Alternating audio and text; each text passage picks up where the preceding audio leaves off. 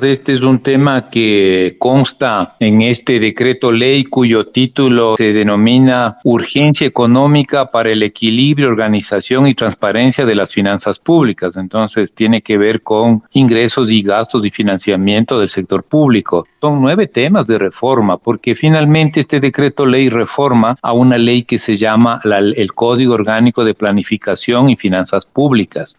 Esto es bueno mencionar para que los ciudadanos conozcan todo el contexto de lo que implica este decreto ley que ya ha sido entregado a la Corte Constitucional y que, como bien usted lo menciona, ha creado reacciones de parte de los sectores sociales porque, entre otras cosas, pues ya lo vamos a seguir viendo en la entrevista, pues va a afectar algunos procesos. Entonces, son 9 temas de reforma a una ley de finanzas públicas que ya está vigente. Uno de los reformas, como digo, uno de 9, es que se prohíbe, casi voy a leer textualmente, se prohíbe el cobro de intereses y multas generadas por el no pago oportuno de bienes, así como otras contribuciones entre entidades públicas. Entonces, la reforma legal de este decreto ley lo que busca es establecer esta disposición para que entre entidades públicas, por ejemplo, entre el Ministerio de Economía y Finanzas y otro ministerio, pues no se cobren entre ellos multas y intereses. Luego hay otra disposición, en cambio, en donde lo dice ahí sí con mucha claridad que esto, ¿no es cierto?, se va a hacer una especie de condonación de los intereses que le debe o que se han causado por el no pago de la deuda del Estado por las aportaciones a la seguridad social. Eso es un artículo específico, en cambio ahí sí dice, pues simplemente no se cobrará, habrá una remisión que se llama una remisión, un no cobro de solo los intereses, ¿no? Tampoco dice el capital, sino solo los intereses, los cuales, entre otras cosas, posiblemente alcance unos $1,000 millones.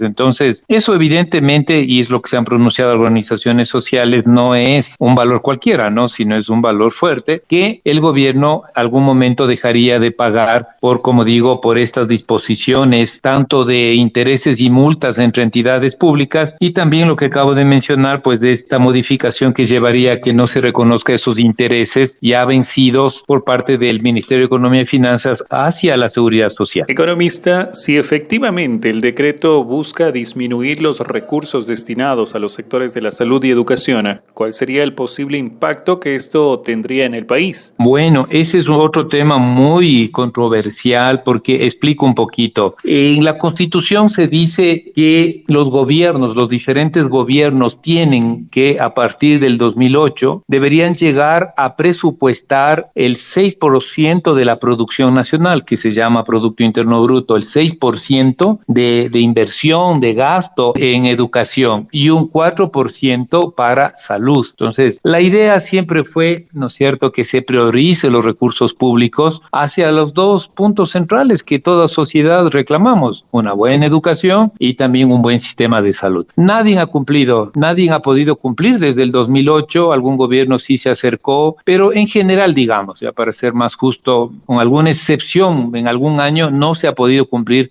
el mandato constitucional. Entonces, esta reforma que propone el señor Lasso dice lo siguiente, que muy bien, para calcular el incremento anual que se debe tener en las partidas de educación y salud, se tome como referencia no los valores presupuestados iniciales, sino que se tome en cuenta para poder proyectar, como digo, tanto los ingresos que alimentan el tema de salud y de educación, que se tome en cuenta lo efectivamente gastado el año anterior. Entonces, para hacerme entender, podría ser que en educación presupuesto $5,000 millones, pero gasto $4,500 millones. Al año siguiente, la ley dice, sume un 0,5% de incremento, entonces el gobierno lo que hoy está proponiendo, ya no sobre el valor inicial, sino lo que usted efectivamente ha ejecutado. Y ahí viene el reclamo justo de las organizaciones, yo coincido en ese reclamo, lo que va a hacer es que se asigne en la proforma presupuestaria, en el presupuesto general del Estado, un valor menor, porque siempre lo ejecutado es menor a lo presupuestado. Entonces, claro, el gobierno dice, me curo en salud, yo sé que debo incrementar un porcentaje a los gastos de salud y educación, pero ahora voy a incrementar no sobre el valor más alto, sino el valor más chico. Y hay gobiernos como este que no ha podido durante su periodo hacer una buena ejecución presupuestaria, entonces la lógica es cae por su propio peso, se va a presupuestar menos recursos para educación y salud. Entonces sí nos preocupa porque en este momento no es pues las circunstancias, es al revés. Necesitamos invertir en salud y educación.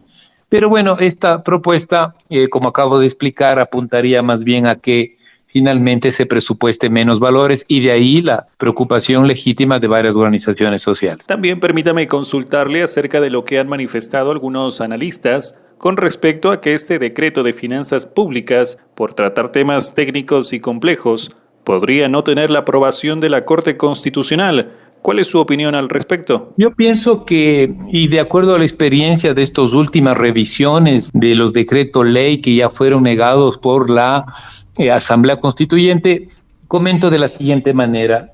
Ellos lo dicen con claridad los jueces y dicen, mira, tú me propones una reforma, le dice al gobierno, me propones tal reforma, tal cambio, pero esa reforma debería tener un efecto directo en el aspecto que hay urgencia, es decir, si llega un bombero a un incendio, pues es inmediato, entonces llego y boto agua o botamos agua y empieza a extinguirse el fuego. Entonces la Corte tiene razón, le dice, a ver, lo que tú me estás proponiendo, le dice al gobierno, no parece eso porque puede demorar más tiempo. Si la propuesta demora más tiempo en surtir efecto, entonces no es de emergente. Yo creo que el tema fiscal sí hay ciertas urgencias, con seguridad va a haber mayor déficit fiscal el 2023, el presente año, y entonces todo esto lo que apunta es tratar de reducir los presupuestos para que no haya tanto déficit fiscal.